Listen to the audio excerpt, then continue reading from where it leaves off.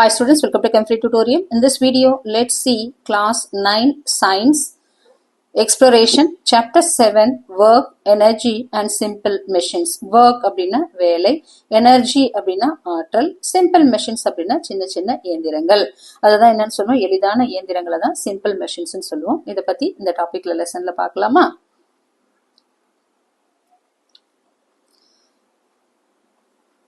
In earlier chapters 4 and 6, we have learned how forces change the motion of an object and how kinematic equations and Newton's law can be used to analyze motions. But when force can change with time or act in complicated ways, applying these laws directly can become difficult. Is there a simpler, more powerful ways to understand such situations? அப்படின்னு first பேராகிராஃப்ல கொடுத்துருக்காங்க. அப்படின்னா என்ன அப்படின்னா, முன்னாடி சாப்டர்ல 4 மட்டும் 4 and 6 சாப்டர்ல நம்ம எதை பத்தி படிச்சிருக்கோம் அப்படின்னு சொல்லும்போது ஃபோர்ஸஸ். அப்ப அந்த ஃபோர்ஸஸ் மூலமா ஒரு பொருளோட மோஷன்ஸ் எப்படி மாறுது, இயக்கம் எப்படி மாறுது அப்படின்றத பத்தி நம்ம பார்த்திருக்கோம். உதாரணமா ஒரு பந்து நம்ம உதைச்சோம்னா என்ன ஆகுது, அதோட மூமெண்ட் மாறுறதை நம்ம பார்த்திருக்கோம். அப்ப இதே மாதிரி அதாவது கைனமேட்டிக் ஈக்குவேஷன்ஸ் மற்றும் நியூட்டன்ஸ் லா ஆகியவற்றை பயன்படுத்தி நம்ம என்ன பண்ணோம், ஒரு பொருள் எப்படி மூவ் ஆகுது அப்படின்றத பத்தி நம்ம படிச்சிருக்கோம். அப்ப இந்த ஃபோர்ஸுக்கு ஏத்த மாதிரி மாறும்போது, இந்த ஃபோர்ஸுக்கு ஏத்த மாதிரி காலம் மாறும்போது, டைம் மாறும்போது, அப்ப இதுல சிக்கலான நடைமுறையில செயல்படும் போது இந்த விதிகளை நம்மளால டைரக்டா நம்மளால பயன்படுத்த முடியல. அதாவது when forces change with time or act in complicated ways, analyzing these laws directly it become difficult. அப்ப இந்த ஃபோர்ஸஸ் டைமுக்கு ஏத்த மாதிரி மாறும்போது இந்த லாஸ் நம்மளால டைரக்டா பயன்படுத்தி ஆராய்வது கடினமா இருக்குது. உதாரணமா என்ன ஆகுது அப்படின்னு சொல்லும்போது, ஒரு பொருள் மீது என்ன ஆகுது, ஒரு பொருள் இருக்கு, இந்த பொருள் மீது என்ன பண்ணுது, ஒரு ஃபோர்ஸ் தொடர்ந்து மாறிக்கிட்டே இருந்ததுன்னா நியூட்டன்ஸ் லா மூலம் கணக்கிடுவது என்ன ஆகுது, இது சிரமமா இருக்குது. So in this chapter, is there any simpler and more powerful way to understand such situations? அப்ப இத்தகைய சூழ்நிலைய அப்ப வேற ஏதாவது வழி இருக்கா, இதை எளிமையாகவும் அதே மாதிரி நல்லா பவர்ஃபுல்லாவும் புரிஞ்சுக்கிற மாதிரி வேற ஏதாவது வழி இருக்கா அப்படின்னு சொன்னா எஸ் அப்படின்னு சொல்லலாம். அப்ப in this chapter we will explore the ideas of work, energy and power which often allow us to analyze motion and interactions more easily. அப்ப இன்றைய சூழ்நிலையில ஒரு எளிமையான வேற ஏதாவது வழி இருக்கா அப்படின்னு சொன்னா ஆம் சொல்றோம். அதுதான் என்னன்னு சொல்றோம், ஒர்க், எனர்ஜி அண்ட் என்னன்னு சொல்லுவோம், பவர். ஒர்க் அப்படின்னு சொல்லும் போது அப்ப இந்த சாப்டர்ல நம்ம ஒர்க் அப்படின்னா வேலை, எனர்ஜி அப்படின்னு சொல்லும் போது ஆற்றல் அப்படின்னு சொல்லுவோம் இல்லையா. அதே மாதிரி பவர் அப்படின்னு சொன்னா வேலை செய்யக்கூடிய திறன். அததான் என்னன்னு சொல்ல நம்ம பவர் அப்படின்னு சொல்லுவோம். அதை பத்தி நம்ம படிக்கலாமா? Next, you will learn about simple machines which help us perform tasks with less effort and more convenience. These form the building blocks of many everyday machines. Energy, which is the capacity to do work, lies at the heart of all ideas and almost every activity in our life. அதாவது இது எப்படி அப்படின்னு சொல்லும் போது இந்த loss மூலமாக இந்த chapter நம்ம படிக்க போறோம் இல்லையா, ஒர்க், எனர்ஜி, பவர் அப்படின்றத பத்தி படிக்க போறோம் இல்லையா. அப்ப இந்த கருத்துக்கள் மூலமாக அந்த மோஷனுக்கும் அவற்றுக்கு இடையே உள்ள ரிலேஷன்ஷிப்பை பத்தி நம்மளால படிக்க முடியும். அதாவது சில சிக்கலான மோஷன் ப்ராப்ளம்ஸை கூட ஒர்க் மற்றும் எனர்ஜி மூலமா என்ன பண்ணலாம், நம்ம எளிதா நம்ம படிக்கலாம். அதே மாதிரி இங்க என்ன சொல்றோம்னா, குறைந்த முயற்சியோட, அதாவது லெஸ் எஃபர்ட் அப்படின்னா குறைந்த முயற்சியோட, அதே மாதிரி மோர் கன்வீனியன்ட் அப்படின்னு சொல்லும்போது அதிக வசதியோடவும் என்ன சொன்ன வேலைகளை செய்யறதுக்கு எதை யூஸ் பண்ண போறோம், சிம்பிள் மெஷின்ஸ். அப்ப எளிய இயந்திரங்களை பற்றியும் நம்ம என்ன பண்றோம், கத்துக்க போறோம். அததான் சொல்லியிருக்காங்க. அப்ப லெஸ் எஃபர்ட், வேலை நம்மளுக்கு என்ன ஆகும், எஃபர்ட் நம்ம அதிகமா செலுத்த வேண்டியதில்லை. கன்வீனியன்ட் அதாவது மோர் கன்வீனியன்ட் என்னன்னா அதிகமான வசதியோட எதை செய்யணும், வேலைகளை செய்யக்கூடிய சிம்பிள் மெஷின்ஸை பத்தி தான் நம்ம கத்துக்க போறோம். உதாரணமா என்னன்னு சொல்றோம், நம்ம லேவர் அப்படின்னு சொல்லும்போது இப்ப இங்க என்ன கொடுத்துருக்காங்க, சிம்பிள் மெஷின்ஸ் அப்படின்னு சொல்லும்போது லேவர் அப்படின்னு சொல்லலாம், புள்ளின்னு சொல்லலாம், இன்க்ளைன் பிளேன்னு சொல்லலாம். லேவர் அப்படின்றது என்ன அப்படின்னு சொல்லும்போது, ஃபார் எக்ஸாம்பிள் இப்ப பாட்டில் ஓபனர் இருக்கு இல்லையா, அது ஒரு சிம்பிள் மெஷின். லேவர்ன்றது ஒரு சிம்பிள் மெஷின். உதாரணம் ஒரு பாட்டில் ஓபனர் இருக்கு இல்லையா, அந்த பாட்டில் ஓபனர் அது ஒரு லேவர். அதே மாதிரி bottle opener, next wheelbarrow, next அதே மாதிரி சிசர்ஸ். எதுக்கு, ஏதாவது காகிதம், துணி இதெல்லாம் வெட்டுறதுக்காக யூஸ் பண்றோம். நட் கிராக்கர், நட்டை உடைக்கிறதுக்காக யூஸ் பண்றோம் இல்லையா, கொட்டைகளை உடைக்கிறதுக்காக யூஸ் பண்றது. அதே மாதிரி பாட்டில் ஓபனர், ஃபார் எக்ஸாம்பிள் ஈஸியா ஒரு பெப்சி பாட்டில் வாங்குறோம், அதை மூடி திறக்கிறோம்னா என்ன சொல்றோம், பாட்டில் ஓபனர் கேட்கறோம் இல்லையா. அப்ப இது எல்லாமே என்னன்னு சொல்லலாம், இது எல்லாமே லேவர் தான். லேவர்ன்றது ஒரு சிம்பிள் மெஷின்ஸ். அதே மாதிரி இன்னொன்னு என்ன சொல்றோம் அப்படின்னு சொல்லும்போது புளி அப்படின்னு சொல்லுவோம். புளி அப்படின்னா என்ன அப்படின்னு பார்க்கும்போது, புளி அப்படின்றதும் ஒரு ஒரு சின்ன, அதாவது வந்து ஃபார் எக்ஸாம்பிள் கிணத்துல இருந்து தண்ணி இறைக்கிறோம். அப்ப தண்ணி இறைக்கும் போது அந்த ராட்னம் இருக்கு இல்லையா, அதுதான் என்னன்னு சொல்றோம் நம்ம, அது ஒரு புளி. அது என்னன்னு சொல்றோம் நம்ம, சிம்பிள் மெஷின்ஸ் தான். அதே மாதிரி கன்ஸ்ட்ரக்ஷன் சைட்ல நம்ம பாக்குறோம், கட்டுமான பொருட்களை மேல தூக்குறதுக்காக யூஸ் பண்றாங்க இல்லையா, அங்க எங்க என்ன யூஸ் பண்ணுவாங்கன்னா புளியை யூஸ் பண்ணுவாங்க. அதே மாதிரி கொடி ஏத்துற பிளாக் போல்ஸ்ல என்ன யூஸ் பண்ணுவாங்க, புளியை யூஸ் பண்ணுவாங்க. இதெல்லாம் வந்து புளி அப்படின்னு சொல்லுவோம். இன்க்ளைன்டு பிளேன் அப்படின்னு சொல்லும்போது ஒண்ணு என்ன அப்படின்னு சொல்லும்போது சாய்தளம் அப்படின்னு சொல்லுவோம். இது ஒரு சிம்பிள் மெஷின்ஸ் தான். ஒரு கனமான பொருட்களை ஓகே நேரா தூக்கிறதுக்கு பதிலா சாய்வான பாதையில வச்சு மேல தூக்குறோம் இல்லையா, அதுதான் இன்க்ளைன்டு பிளேன் அப்படின்னு சொல்லுவோம். இப்ப ஃபார் எக்ஸாம்பிள் ஒரு லாரியில ஒரு பொருளை ஏத்தணும்னா என்னன்னு சொல்லுவோம், லோடிங் ரேம்ப் வச்சு ஏத்துறாங்க இல்லையா, கனமான பெட்டியில லாரியில வச்சு ஏத்துறது. அப்ப இது எதுக்காக யூஸ் பண்ணுவாங்க அப்படின்னு பார்க்கும்போது இன்க்ளைன்டு பிளேன். இது எல்லாமே சிம்பிள் மெஷின்ஸ் தான். எதுன்னு சொல்லுவோம், lever, pulley and then and incline plane. இது மூணுமே சிம்பிள் மெஷின்ஸ் தான். அப்ப அதை வச்சுதான் என்ன பண்ண போறோம், நம்ம இந்த லெசனை நம்ம சிம்பிள் மெஷின்ஸ் வச்சுதான் இந்த லெசனை நம்ம பார்க்க போறோம். Energy which is capacity to these form the building blocks of many life. We will learn about simple machines which help us perform tasks less effort and more convenience. These help the building blocks of many everyday machines. Energy, which is the capacity to do work, lies at the heart of all these ideas and almost every activity in our daily life. அப்ப இதுதான் என்னன்னு சொல்றோம், இதுதான் நம்மளோட அடிப்படை building blocks அப்படின்னு சொல்றோம். இந்த சிம்பிள் மெஷின்ஸ் தான் என்ன இது, பில்டிங் பிளாக்ஸ் அப்படின்னு சொல்றோம். அப்ப வேலை எனர்ஜி அப்படின்றது என்னன்னா the capacity to do, ஒரு வேலையை செய்யக்கூடிய ஒரு திறன். நமக்கு ஒரு கெப்பாசிட்டி இருக்கு இல்லையா, ஒரு வேலையை செய்யணும் அப்படின்னா நமக்கு என்ன தேவை, ஒரு ஆற்றல் தேவை, ஒரு எனர்ஜி தேவைப்படுது. அப்ப இதுதான் energy which is a capacity to do work lies in the art of all these ideas.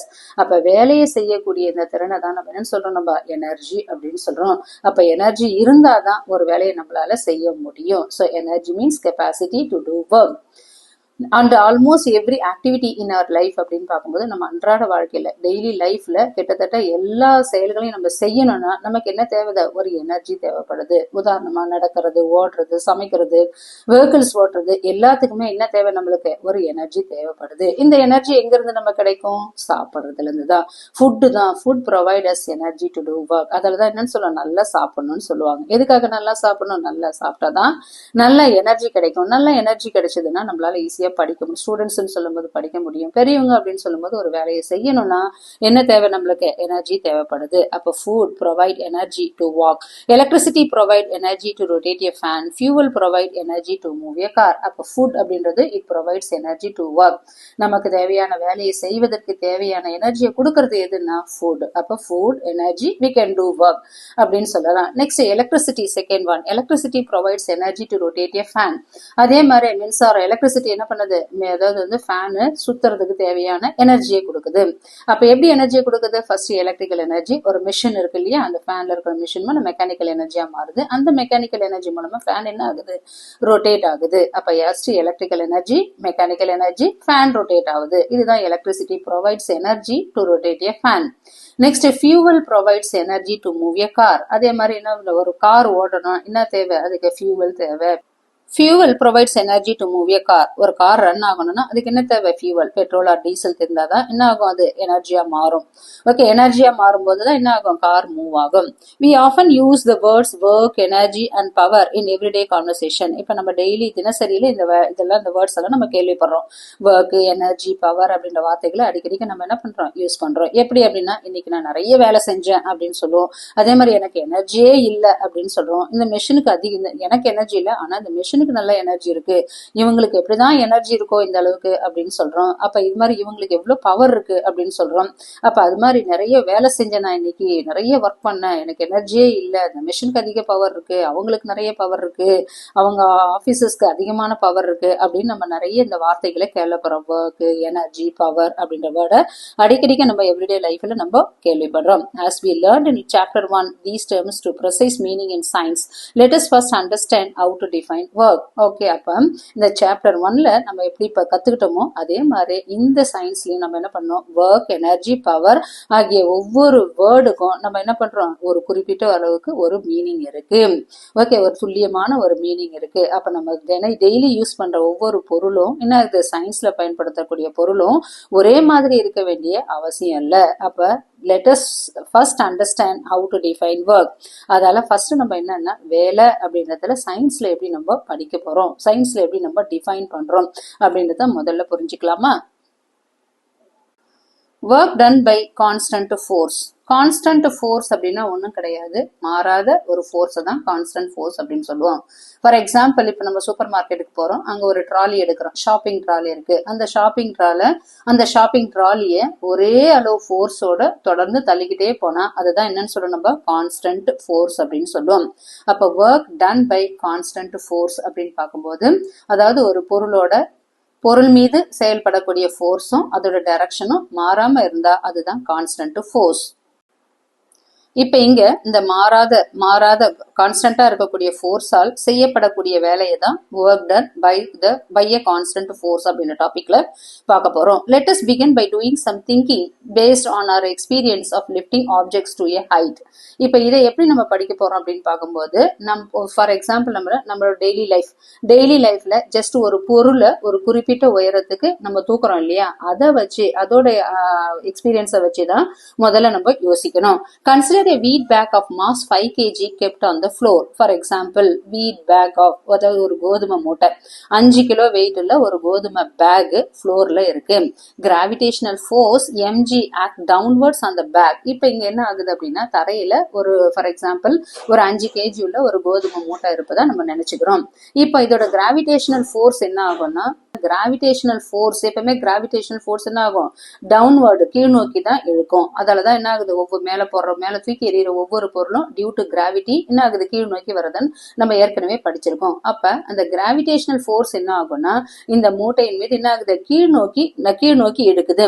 இதுல mg act downwards on the back, where mன்றது நமக்கே தெரியும் mass of the bag and gன்றது ஆக்சிலரேஷன் டியூ டு கிராவிட்டி அப்படின்றது நமக்கே தெரியும்.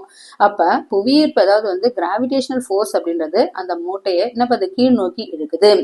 இப்ப to move this bag slowly, இப்ப to lift a bag slowly to a height of 1 meter, you must apply an upward force equal to mg. The force applied by you act upwards of a bag as the bag is displaced through a distance of 1 meter in the direction of the force. In everyday language, you should say that you did some work. இப்ப நம்ம என்ன பண்றோம் அப்படின்னா, அந்த மூட்டையை மெதுவா 1 மீட்டருக்கு தூக்கணும். நம்ம என்ன பண்ணணும், மேல் நோக்கி விசையை தூக்கணும்னா மேல தூக்குறோம் இல்லையா, அப்ப நம்ம ஃபோர்ஸ் என்ன பண்ணணும், மேல் நோக்கி அப்ளை பண்றோம் இல்லையா, அதுதான் என்னன்னு சொல்லுவோம், மேல் நோக்கிய ஃபோர்ஸ் அப்படின்னு சொல்லுவோம். அப்ப அந்த மெதுவா அந்த மூட்டையை ஒரு மீட்டர் உயரத்துக்கு தூக்கணும். அப்ப அதோட எடைக்கு சமமான என்ன சொல்றோம் நம்ம அதாவது அப்வர்டு ஃபோர்ஸ் நம்ம அது மேல அப்ளை பண்ணணும். அப்ப the force applied by you act upwards on the bag and the bag gets displaced through a distance of 1 meter in the direction of your force. அப்ப நம்ம அப்படியே மேல் நோக்கி தூக்கும் போது மூட்டை என்ன ஆகுது, அதே டைரக்ஷன்ல 1 மீட்டர் ஹைட்டுக்கு வருது. அப்ப அந்த ஃப்ளோர்ல இருந்து ஜஸ்ட் 1 மீட்டர் ஹைட்டுக்கு வர்றது தான் டிஸ்பிளேஸ்மெண்ட் அப்படின்னு சொல்றோம். இடம் மாறுது. ஓகே, ஃப்ளோர்ல இருந்து அந்த மூட்டை 1 மீட்டர் ஹைட்டுக்கு வருது இல்லையா, அததான் டிஸ்பிளேஸ்மெண்ட் அப்படின்னு சொல்றோம். அப்ப நம்ம அப்ளை பண்ணக்கூடிய ஃபார்வர்டு ஃபோர்ஸ் அதாவது அப்வர்டு ஃபோர்ஸ் அப்படின்னு அதால மூட்டை என்ன பண்றோம், ஜஸ்ட் மேல வருது, 1 மீட்டர் ஹைட்டுக்கு என்ன ஆகுது, டிஸ்பிளேஸ் ஆகுது.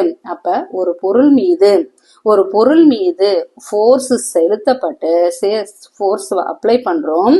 அப்ப அந்த ஃபோர்ஸோட டைரக்ஷன்லயே டிஸ்பிளேஸ்மெண்ட் என்ன ஆகுது, டிஸ்பிளேஸ்மெண்ட்டும் வேலையும் செய்யப்படுது. அப்ப வேலை அப்படின்றது என்ன பண்றோம், நம்ம ஒரு பொருளை தூக்குறதா நம்மளோட வேலை.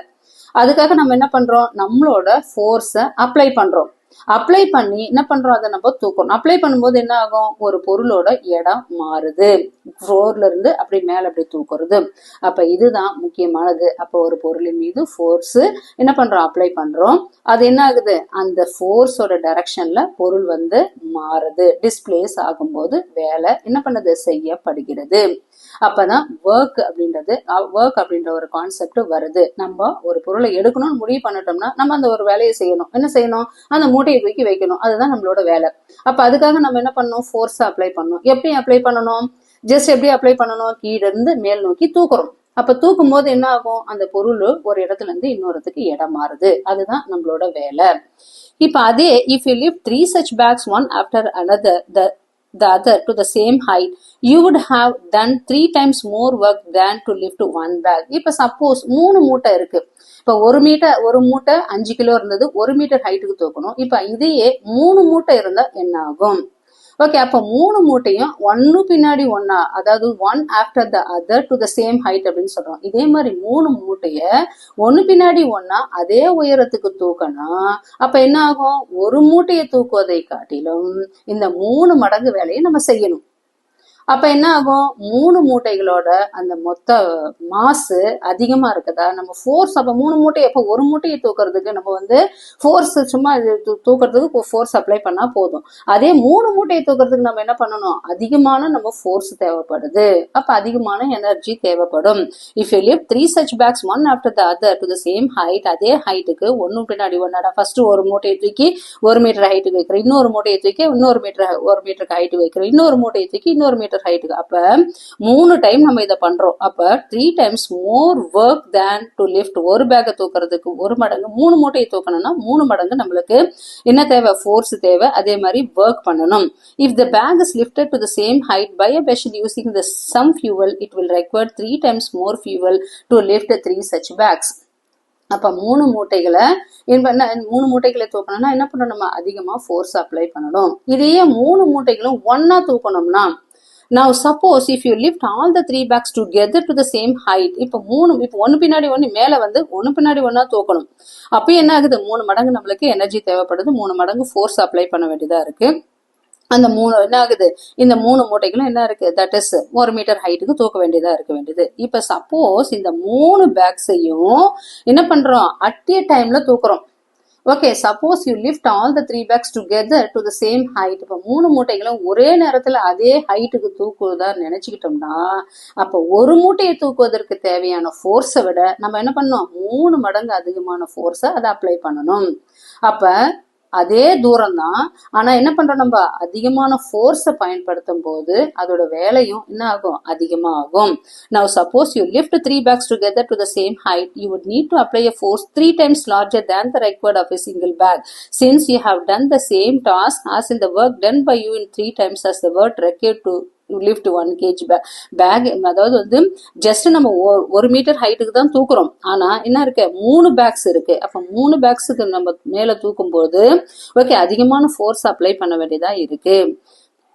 3 times of work required to lift a bag. அப்ப நம்மளோட ஒர்க்கும் அதிகமாகுது. This shows that applying a larger force over the same distance allow you to proportionally do some more work. அதாவது 3 kg கோதுமை மூட்டையை 3 மீட்டர் உயரத்துக்கு தூக்குவதா நினைச்சுக்கிட்டோம்னா அப்ப என்ன ஆகும்? அப்ப ஒரு மூட்டையை தூக்குவதற்கு தேவையான ஃபோர்ஸை விட 3 மடங்கு அதிகமான ஃபோர்ஸ் தேவைப்படும். அப்ப அதே மாதிரி நம்மளோட வேலையும் என்ன ஆகும்? அதிகமாகும் அப்படின்னு கொடுத்திருக்கிறாங்க.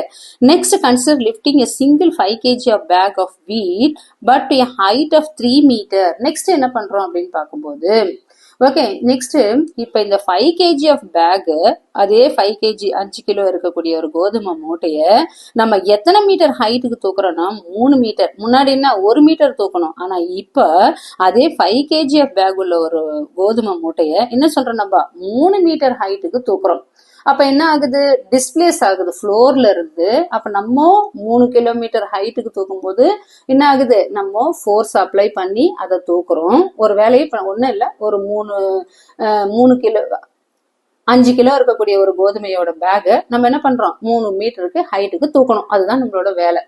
அப்ப என்ன பண்ணணும் நம்ம? Actually next consider lifting a 5 kg of bag of wheat to a height of 3 meter. You would have carried 3 times work more as compared to the required to lift such bags by 1 meter.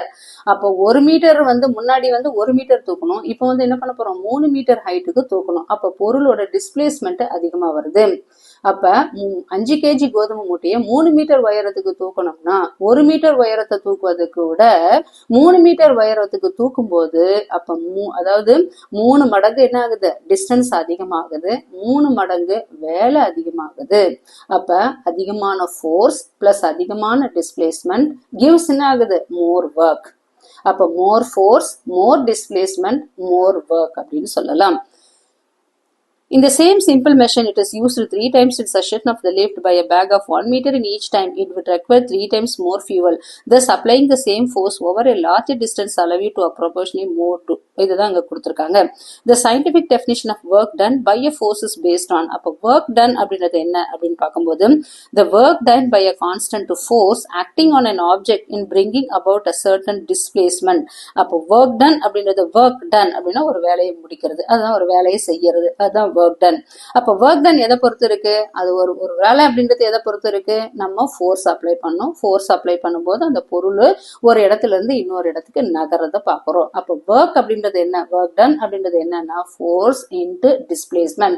displacementன்றது ஒண்ணும் இல்ல, ஒரு பொருள் ஒரு இடத்துல இருந்து இன்னொரு இடத்துக்கு move ஆகுது, இடம் பெயர்றது தான் என்னன்னு சொல்லணும், displacementன்னு சொல்லுவோம். So work done by an object of by a constant force is equal to force applied displacement in the direction of the force அப்படின்னு சொல்லலாம்.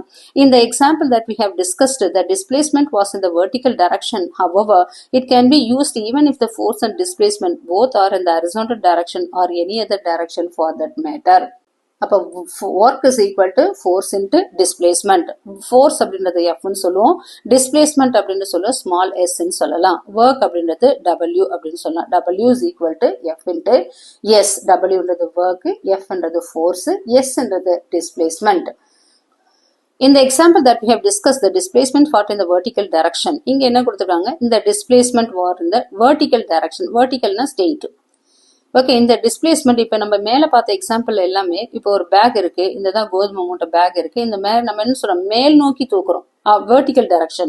Okay, it was in the vertical direction. However, that 7.1 can be used even if the force and displacement both in the horizontal direction or any other direction in the motor for the matter. அப்ப இது எந்த direction? இந்த டிஸ்பிளேஸ்மெண்ட்ன்றது எதுல இருக்கலாம்? vertical directionலயே இருக்கலாம். Okay, horizontal டைரக்ஷன்லயும் displacement நடக்கலாம். அப்ப ரெண்டு டைரக்ஷன்லயும் இருக்கலாம். both are in the horizontal direction or any other direction for that matter. For example, consider an object upon which a constant force is acting. It undergoes displacement in the direction of the force. Okay, அதாவது displacement எது இருக்குன்னா, ஒன்னும் இல்ல, ஒரு ட்ராலியை நம்ம ஒரு wheel சேரை நகர்த்திட்டு போறோம். அப்ப நம்ம என்ன பண்றோம்? ஃபோர்ஸ், நம்மளோட எனர்ஜி ஃபோர்ஸ் வச்சு இப்படி நகர்த்தும் போது அது என்ன ஆகும்? நம்ம எந்த டைரக்ஷன்ல ஃபோர்ஸ் அப்ளை பண்றோமோ அதே டைரக்ஷன்ல தான் என்ன ஆகும்? அந்த வீல் சேர் மூவ் ஆகிறத பாக்குறோம். அதுதான் என்னன்னு சொல்றோம்? The displacement, it undergoes a displacement in the direction of the force. இதுதான் அதே சேம் டைரக்ஷன், ஃபோர்ஸும் டிஸ்பிளேஸ்மெண்ட்டும் சேம் டைரக்ஷன்ல இருக்கிறது தான் கான்ஸ்டன்ட் ஃபோர்ஸ் நம்ம சொன்னோம். Same the work done by the force of an object, W is equal to F into S. W, capital W ன்றது work done, F ன்றது that is capital F ன்றது force, S ன்றது displacement. அப்ப work is equal to force into displacement. அப்ப அந்த displacement எப்படி இருக்கலாம்னு பார்த்தோம்னா, அது ஹரிசாண்டலா இருக்கலாம், வெர்டிகலா இருக்கலாம், எந்த டைரக்ஷன்ல வேணாலும் இருக்கலாம் அப்படின்னு கொடுத்திருக்காங்க. இங்க நோட் அப்படின்றதுல, while describing the work done, it is important to specify the force or agency doing the work and the object on which the work is done. அப்ப முக்கியமா work done அப்படின்னு சொல்லும்போது முக்கியமா எதை பத்தி சொல்லணும்? ஃபோர்ஸ் பத்தி சொல்லணும். Okay, and which the work is done, அது எந்த வேலையை செஞ்சிருக்கு அப்படின்றத பத்தியும் நம்ம சொல்லணும். The SI unit of work is joule. அப்ப அது என்னன்னு சொல்லுவோம்? the work done, எனர்ஜி அப்படின்னு சொல்றோம் இல்லையா? எனர்ஜி என்ன எதுல மெஷர் பண்ணுவோம்னா ஜூல் அப்படின்னு சொல்லுவோம். என்னன்னு சொல்லுவோம்? கேபிட்டல் J அப்படின்னு சொல்லுவோம். ஒவ்வொன்றுத்துக்கு ஒரு யூனிட் இருக்கு இல்லையா? ஃபார் எக்ஸாம்பிள், லென்த்தை மெஷர் பண்ணும்போது எதுல மெஷர் பண்ணுவோம்? நம்ம மீட்டர். அதே மாதிரி மாசம் மெஷர் பண்ணும்போது என்னன்னு சொல்லுவோம்? கிலோகிராம் சொல்லுவோம். அதே மாதிரி அதாவது எனர்ஜியை மெஷர் பண்றது, இந்த ஒர்க் டன் மெஷர் பண்றது எதுன்னா ஜூல் அப்படின்னு சொல்லுவோம். அது எதுனா capital J. The SI unit of force is Newton. அதே ஆல்ரெடி நமக்கே தெரியும், ஃபோர்ஸ் எதுல மெஷர் பண்ணோம்னா நியூட்டன் அப்படின்னு சொல்லுவோம். அந்த SI யூனிட் ஆஃப் டிஸ்பிளேஸ்மெண்ட் என்னன்னு சொல்லுவோம்? நம்ம மீட்டர். டிஸ்பிளேஸ்மெண்ட் அப்படின்னும் போது அதாவது ஒரு மீட்டர் ஹைட்டுக்கு தான் போகுது அப்படின்னு சொல்லுவோம் இல்லையா? அதால என்னன்னு சொல்லுவோம்? நம்ம மீட்டர் அப்படின்னு சொல்லலாம். டிஸ்பிளேஸ்மெண்ட் மேல தூக்குறது. Thus, using figure 7.2, 1 joule can be defined. அப்போ ஒரு ஜூல் அப்படின்றது என்ன அப்படின்னு பார்க்கும்போது 1 நியூட்டன் into 1 மீட்டர். நியூட்டன்றது ஃபோர்ஸ், நெக்ஸ்ட் இது எம்ன்றது டிஸ்பிளேஸ்மெண்ட், ஜேன்றது work done. So work done is அதோட யூனிட் அப்படின்னு பார்க்கும்போது ஒர்க் டனோட யூனிட் ஜூலு, நெக்ஸ்ட் ஒர்க்கோட யூனிட், நெக்ஸ்ட் ஃபோர்ஸோட யூனிட் நியூட்டன், நெக்ஸ்ட் டிஸ்பிளேஸ்மெண்டோட unit metre. 1J is equal to 1N into 1M அப்படின்றது இது வந்து unit. work done oda unit. That is, 1 joule of work is done with an object when a constant force of 1 Newton is applied to it and it's displaced by 1 meter in the direction of the force. Since 1 Newton is equal to 1 joule is equal to 1 kg meter second to the power of minus 2 seconds to the power of minus 2. அதே மாதிரி is equal to 1 kg meter square second to the power of minus 2 அப்படின்னு சொல்லலாம். இந்த graph shown in figure 7.4 இங்க இருக்கு இல்லையா force displacement graph. The force on an object is plotted on y axis. Y axisல என்னன்னு சொல்றோம் force போட்டிருக்கோம் F. இங்க என்ன இருக்கு work done W is equal to நமக்கே தெரியும் F into S. ஓகே எஃப்ன்றது ஃபோர்ஸ் இதுல ஒய் ஆக்சிஸ்ல எடுத்துக்கணும் எக்ஸ்ன்றது எஸ்ன்றது டிஸ்பிளேஸ்மெண்ட் இது என்ன வரும் எக்ஸ் ஆக்சிஸ்ல இருக்கு இப்படி பிளாட் பண்ணோம்னா against the displacement in the direction of the force on x axis in this case the work done on an object by the force is equal to the area of the shaded rectangle in the graph which is 10 Newton into 1 meter is equal to 10 J இங்க என்ன வருது 0.2 இங்க just அப்படியே நம்ம graph போட்டுட்டே இருக்கும் displacement versus force versus என்ன வரும் டிஸ்பிளேஸ்மெண்ட் வர்சஸ் ஃபோர்ஸ் ஓகே அப்ப இங்க வந்து ஃபோர்ஸ் என்னன்னு சொல்றோம் நம்ம நியூட்டன்ல சொல்றோம் இது என்னன்னு சொல்றோம் 1 மீட்டர்ல சொல்றோம் is equal to 10 J அப்ப இதுல முக்கியமா SI யூனிட் ஆஃப் ஒர்க் வந்து என்னன்னு சொல்றோம் நம்ம work done in joule which is represented by J அப்படின்னு சொல்றோம் ஓகே செய்யப்பட்ட SI யோட யூனிட் அப்படின்னு பார்க்கும்போது ஜூல் இதுதான் J அப்படின்னு சொல்றோம் அதே மாதிரி ஃபோர்ஸ் அது என்னன்னு சொல்றோம் நியூட்டன் Nன்னு சொல்றோம் டிஸ்பிளேஸ்மெண்டோட SI யூனிட் வந்து metre that is small m அப்படின்னு சொல்றோம் 1 ஜூல் அப்படின்றது என்னன்னா joule can be defined that is 1 J is equal to 1 Newton into 1 meter அதாவது ஒரு நியூட்டன் ஃபோர்ஸ் ஒரு பொருளை அதாவது வந்து 1 மீட்டர் தூரம் அதாவது ஃபோர்ஸோட டைரக்ஷன்ல நகர்த்தும் போது செய்யக்கூடிய வேலை அததான் என்னன்னு சொல்லுவோம் ஒரு ஜூல்னு சொல்லுவோம் அப்ப ஒரு நியூட்டன் விசை என்ன ஒரு நியூட்டனோட ஃபோர்ஸ் ஒரு பொருளை அதாவது 1 மீட்டர் தூரத்துக்கு அந்த ஃபோர்ஸ் எந்த டைரக்ஷன்ல போகுதோ அதே டைரக்ஷன்ல நகர்த்ததுக்காக நாம எவ்வளவு வேலை செய்யறோமோ அததான் என்னன்னு சொல்லுவோம் ஒரு ஜூல் அப்படின்னு சொல்லுவோம் ஆல்ரெடி நமக்கே தெரியும் work is equal to force into displacement இதுல வந்து 10 ஃபோர்ஸ் வந்து 10 கொடுத்திருக்காங்க ஃபோர்ஸ் வந்து 10 கொடுத்தது சப்போஸ் டிஸ்பிளேஸ்மெண்ட் 1 வந்து 1 கொடுத்தா மொத்தம் எவ்வளவு வரும் 10 ஜூல் அப்ப செய்யப்பட்ட வேலை எவ்வளவு அப்படின்னு பார்க்கும்போது 10 ஜூல் அப்படின்னு சொல்லலாம் even when the force is not constant work done can still calculated by finding the area under the force displacement graph between the initial and final position அதாவது இந்த force displacement graphல y axisல என்ன இருக்கு force இருக்கு x axisல என்ன இருக்கு displacement இருக்கு அப்ப force மாறாம இருந்ததுன்னா graph என்ன இருக்கும் ஒரு horizontal லைனா இருக்கும் அதே மாதிரி கிராஃப்ல கீழே உள்ள ரெக்டாங்கிள் ஏரியா தான் இதுதான் இது இருக்கு இல்லையா அந்த ரெக்டாங்கிள் ஏரியாவை தான் நம்ம என்னன்னு சொல்றோம் அப்படின்னு பார்க்கும்போது ஒர்க் டன் அப்படின்னு சொல்லுவோம் இது இருக்கக்கூடியதான் ரெக்டாங்கிள் ஏரியா இது இருக்கு இல்லையா இங்க பிக்சர்ல கொடுத்துருக்காங்க இல்லையா இதுதான் இந்த ரெக்டாங்கிள் ஏரியா எல்லாமே ஒர்க் டன் சோ அப்ப ஏரியா அப்படின்றது என்னன்னா force into displacement so area under force minus displacement graph is equal to அதுதான் ஒர்க் டன் அப்படின்றத இந்த கிராஃப்ல கொடுத்துருக்காங்க next 7.1.1ல when is work done equal to 0 அதாவது வேலை எப்போது பூஜ்ஜியமா இருக்கும் அவ்வளவுதான் நம்ம செய்யக்கூடிய வேலை எப்போது 0 ஆகும் அப்படின்னு பார்க்கும்போது from the definition of the work done லோட definition பிரகாரம் we can see that if the force acting on an object is 0 அதாவது F is equal to 0 எப்ப ஆகும் அப்படின்னு பார்க்கும்போது when no work is done on the object ஒரு வேலை செய்யலனா என்ன ஆகும் force is 0 வேலை செஞ்சோம்னா ஃபோர்ஸ் அப்ளை பண்ணுவோம் ஒரு வேலையை செய்யணும்னா நம்ம என்ன பண்ணோம் ஃபோர்ஸ் அப்ளை பண்ணணும் இப்ப ஃபோர்ஸ் அப்ளை பண்ணலன்னா என்ன ஆகாது வேலை 0 ஃபோர்ஸ் இல்ல அப்படின்னு பார்க்கும்போது ஒரு பொருளை என்னால தூக்க முடியல இப்போ ஒரு பொருளை தூக்கணும்னா என்ன பண்ணணும் ஃபோர்ஸ் அப்ளை பண்ணணும் என்னால தூக்க முடியல ஃபோர்ஸ் 0வா இருக்கு அப்போ ஒர்க்கும் என்ன பண்ண முடியாது அந்த வேலை நடக்காது அதை என்னன்னு சொல்ல நம்ம 0 so if the force acting on an object is 0 F is equal to 0 then no work is done on an object ஒரு பொருளின் மீது என்ன ஆகுது ஒரு ஃபோர்ஸ் செயல்படலன்னா F 0 இருக்கும்போது ஒர்க்கும் என்ன இருக்கும் 0வா இருக்கும் then no work is done on the object the work done of an object is almost 0 and there is no displacement அதே மாதிரி டிஸ்பிளேஸ்மெண்ட் என்ன இருக்கு ஒரு பொருள் இடத்துல இருந்து நகராது இப்ப ஒரு பேக தூக்கி நாங்க வைக்கணும் அப்படின்னா நான் என்ன பண்ணணும் எழுந்து போய் ஒரு பொருளை என்னோட ஃபோர்ஸ் அப்ளை பண்ணி தூக்கணும் இப்ப நான் என்னால முடியாதுன்னு உட்கார்ந்துட்டேன்னா என்ன ஆகும் அந்த வந்து ஃபோர்ஸ் என்னால முடியணும் இப்ப F 0 நான் ஃபோர்ஸ் 0 அப்ப என்ன ஆகுது அந்த பொருள் டிஸ்பிளேஸ்மெண்ட் அந்த பொருள் அந்த இடத்துல இருந்து நகராது அப்ப அது என்னன்னு சொல்ல நம்ம 0 ஒர்க்கும் நடக்கல அப்ப W is equal to 0 அப்ப என்ன ஆகும் F is equal to 0 W is equal to 0 displacement என்ன ஆகுது அந்த இடத்துல there is no displacement of the object அப்ப S 0 regardless of the force being applied on it for example if you apply a force on an object such a rigid wall there is no displacement in the wall and you have done no work on the wall இப்ப suppose ஒண்ணு இல்ல ஒரு வாலை நான் வந்து push பண்ணணும் okay, ஒரு செவத்தை நான் தள்ளணும். நான் ஒரு அதாவது வந்து இங்க பிக்சர்ல காமிச்சிருக்காங்க. என்ன பண்றாரு அவரு, செவத்தை பலமா வச்சு நகர்த்துறாரு. ஓகே, ஆனா அவர் ஃபோர்ஸ் அப்ளை பண்றாரு, வச்சு முடிஞ்ச அளவுக்கு அதை நகர்த்துறாரு. ஆனா என்ன கிடையாது, செவர் நகரல. அதுக்கு டிஸ்பிளேஸ்மெண்ட் என்ன இருக்கு, 0. அப்ப ஒர்க் டிஸ்பிளேஸ்மெண்ட் ஒர்க் பண்ணா கூட work is equal to already நம்ம என்ன பண்ணோம், எஃப் இன்ட்டு எஸ்.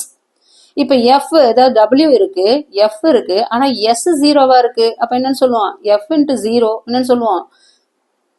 இப்ப எஃப் இருக்கு, ஆக்சுவலி எஃப் வந்து எஃப் ஃபோர்ஸ் அப்ளை பண்ற ஒர்க் இருக்கு, எஃப் இருக்கு, ஆனா ஒரு பொருள் நகரல. அப்ப என்ன ஆகும், டபிள்யூ இஸ் ஈக்குவல் டு 0.